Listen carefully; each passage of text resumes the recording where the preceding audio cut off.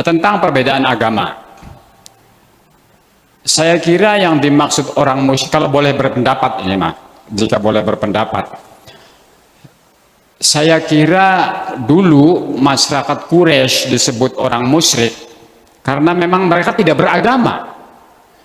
Kristen bukan, Yahudi bukan, Hindu bukan, Buddha bukan, Islam juga bukan, sehingga kemudian disebut sebagai musyrik. Nah, oleh karena demikian, tentang pernikahan antar agama, jadi kalau misalnya satu agama A dengan agama B menikah, saya kira mereka bukan musyrik ya. Sedangkan Al-Quran pada 221 Al-Baqarah, wala tankihul musyrikati hatta yu'min wala amatun mu'minatun khairum min musyrikati walau a'jabatkum wala tunkihul musyrikina, dan seterusnya ayat 221. Nah, jadi pernikahan antar agama yang tidak boleh adalah sesungguhnya menikahi orang yang musyrik. Sedangkan Kristen itu beragama, mereka bukan musyrik.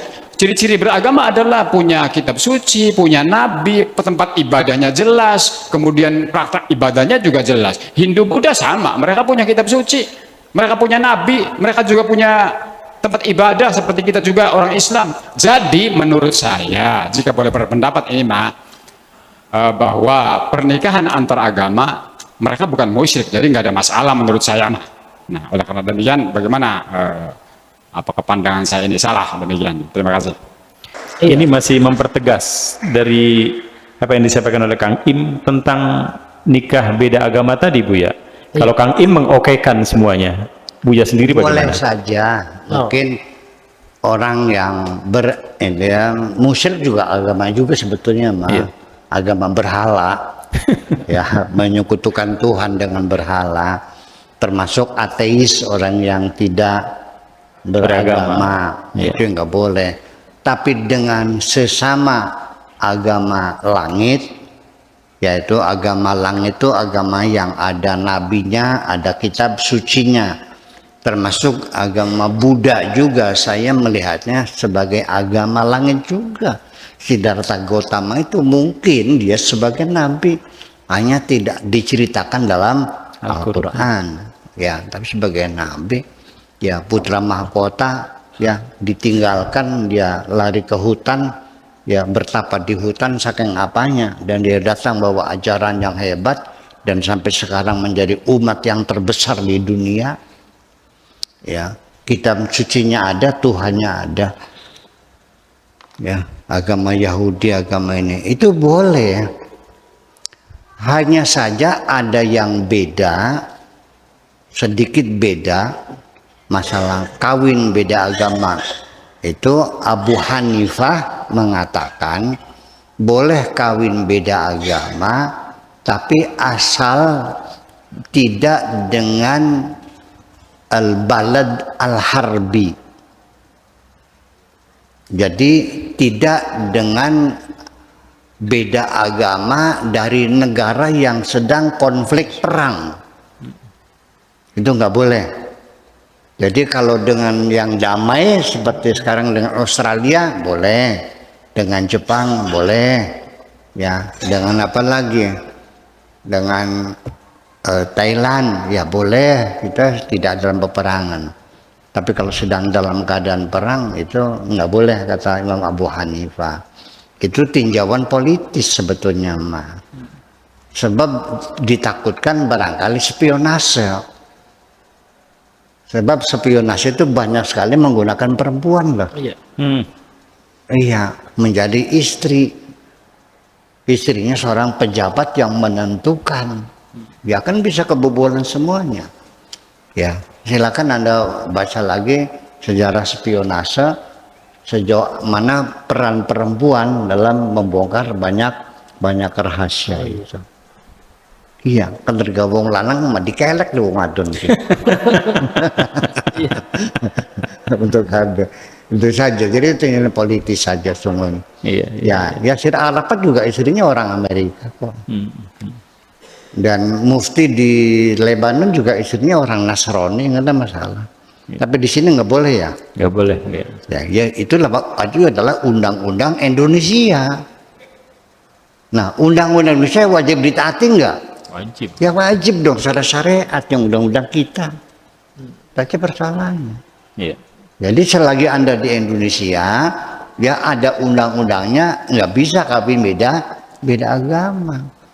Nah, kalau maksa nggak bisa, tetap harus kawin, ya silakan Anda keluar negeri dan kawinnya di Singapura di catatan sipil, jadi tidak di masjid, tidak di gereja.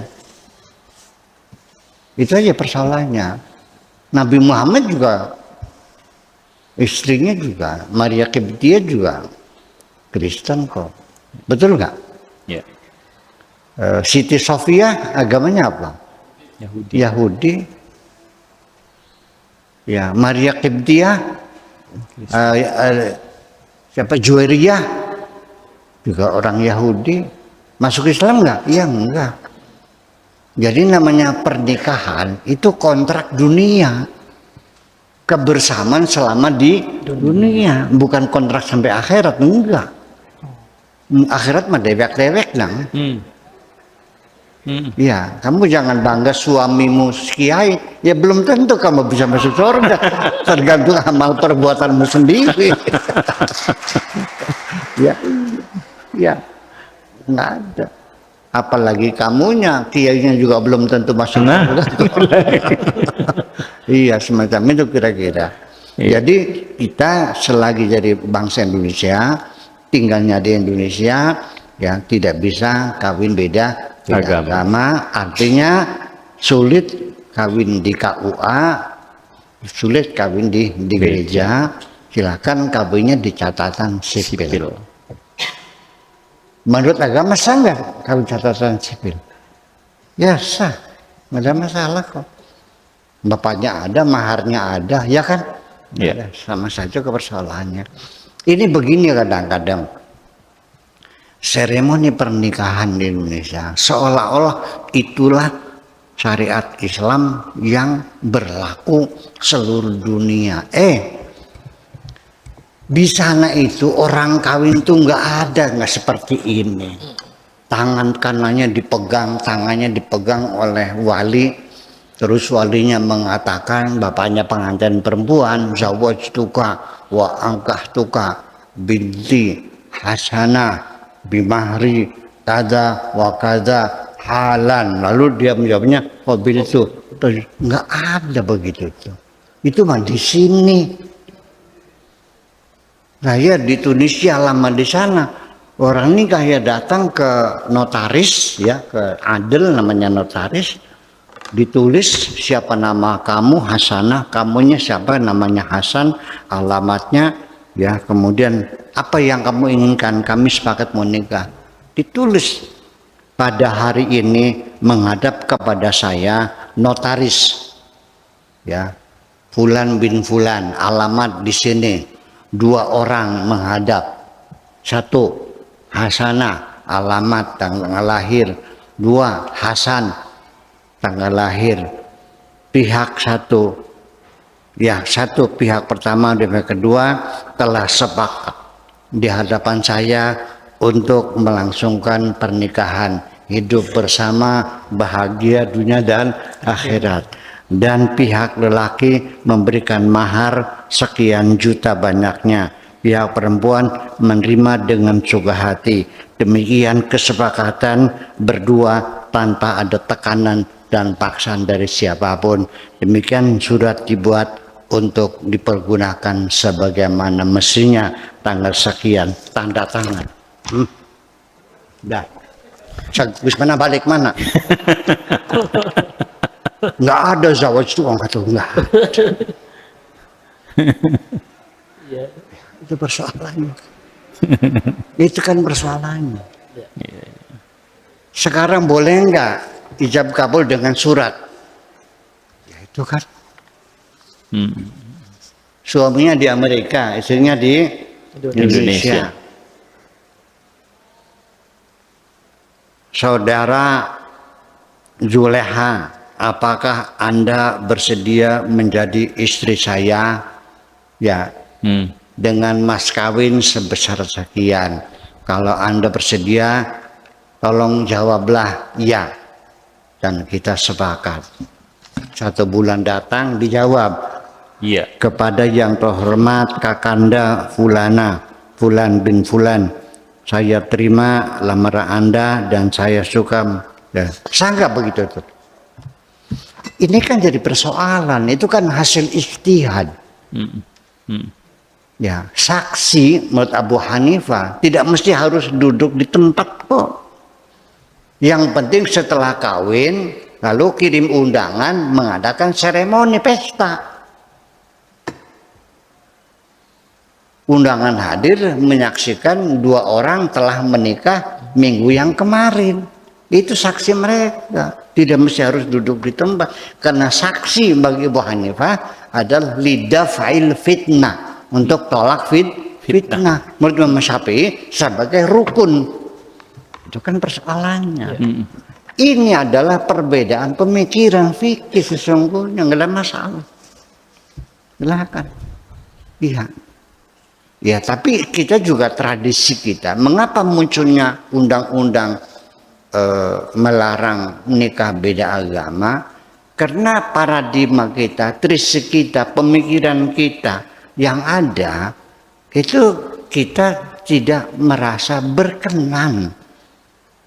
Kita merendahkan orang ketika menikah dengan orang yang beragama lain. Itu nilai-nilai sosial yang tertanam lama di negeri kita seperti itu. Betul nggak? Iya, betul. Iya, maka muncullah undang-undang seperti itu. Ya, jadi bukan datang dari langit, tapi datangnya dari norma-norma sosial yang berkembang di masyarakat ini kan semacam itu. Sekarang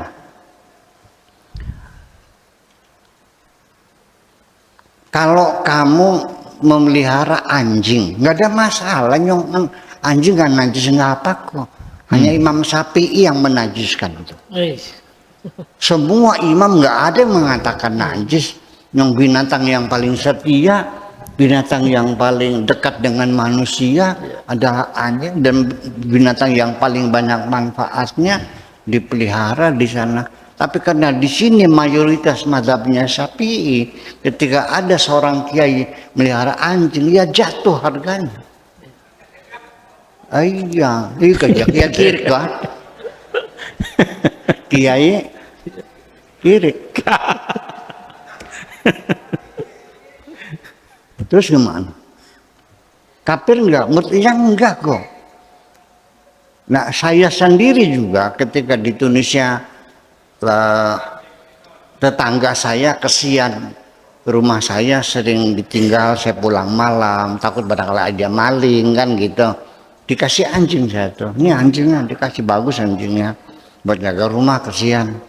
Ya lumayan lah buat jaga rumah. Ya udah saya terima, saya taruh di pojok, saya ikat. Ya saya nggak mau pegang, yang najis ya. Ya jadi kalau saya makan saya lempar-lemparin aja dijauhkan gitu. Sampai anjing itu karena nggak pernah dilepas dari ikatannya, nggak pernah dibawa jalan-jalan, akhirnya pincang. Oh. Yang ngasihnya marah sama saya. Gimana sih kamu dikasih anjing nggak diajak jalan-jalan, lu diiketin terus? Dia bilang saya nggak mau pegangnya. Itu kan jadi persoalan. Jadi sana mah ya orang Islam, kalaupun mufti, imam masjid, ya punya anjing nggak ada masalah kok. Nah itulah Islam mah Islam, tapi hasil ijtihadnya bukan berbeda-beda, malah berbeda-beda semacam itu kira-kira. Jadi ya sebaiknya saya menganjurkan kalau bisa mah ya kalau kawin tuh ya dengan seagama sajalah, karena biasanya menjadi masalah di kemudian hari. Kadang-kadang ngenesnya itu sudah nenek-nenek, kakek-kakek bercerai. Iya, susah untuk beradaptasi kalau bedanya beda agama. Kalau beda selera bisa, beda kebiasaan bisa. Iya. Ya, keilmuan ya bisa beradaptasi. Istrinya belajar lagi, pinter kan akhirnya, betul nggak? Iya, pakaian ya bisa beradaptasi. Karena tinggalnya di pesantren ya pakai jilbab lagi, pakai pakai onder lagi yang benar ya, hot pen-nya ya dibuang.